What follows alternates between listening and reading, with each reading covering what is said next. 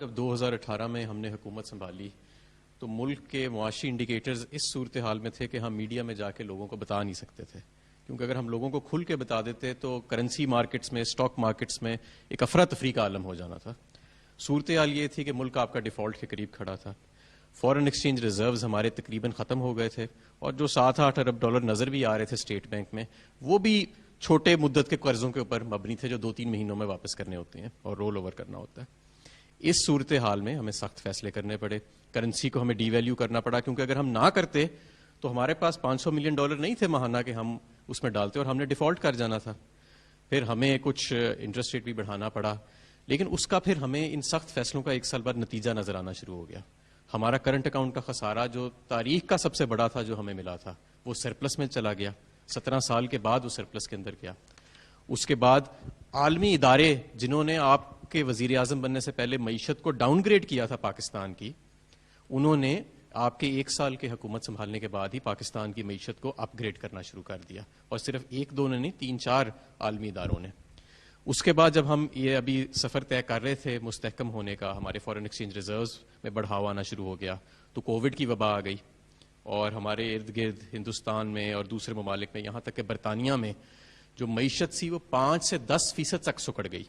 لیکن کیونکہ آپ نے بر وقت یہ فیصلہ کیا کہ ہم نے صرف جانوں کو نہیں بچانا بلکہ روزگار کو بھی بچانا ہے،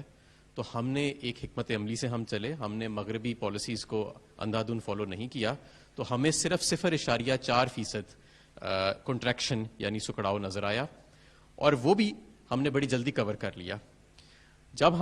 کووڈ کی وبا آئی تو جو بر وقت ہم نے پیکیجز دیے، 30 لاکھ کاروباروں کے ہم نے بجلی کے بل معاف کیے، تقریباً 1.70 کروڑ گھرانوں کو ہم نے فوری طور پہ احساس کے ذریعے امداد دی، اپنے کاروباروں کو ہم نے سستی مدت کے اوپر قرضے دیے، پے رول فائنینسنگ کی، اور بے شمار ہم نے پیکیجز کا اناؤنس کیا، تو اس کے نتیجے میں جو انیشل فورکاسٹ تھا کہ اس سال ہماری معیشت جتنی گرو کرے گی،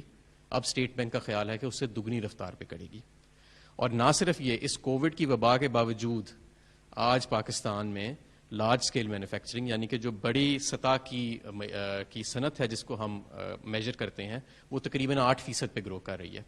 آٹو موبائل کی کمپنیاں اشتہار دے رہی ہیں کہ ہمیں تاریخ میں اتنی زیادہ سیل کبھی نہیں ہوئی، سیمنٹ کی ہماری ریکارڈ سیل ہو رہی ہے، یوریا ہمارے کسانوں نے اس مرتبہ 10 سال کے بعد ریکارڈ خریدا ہے، ہمارے کسانوں نے ٹریکٹرز کی ریکارڈ سیل کی ہے، ریکارڈ خریداری کی ہے۔ اس کے علاوہ آپ تمام دیکھ لیں، ہمارا جو ٹیکسٹائل،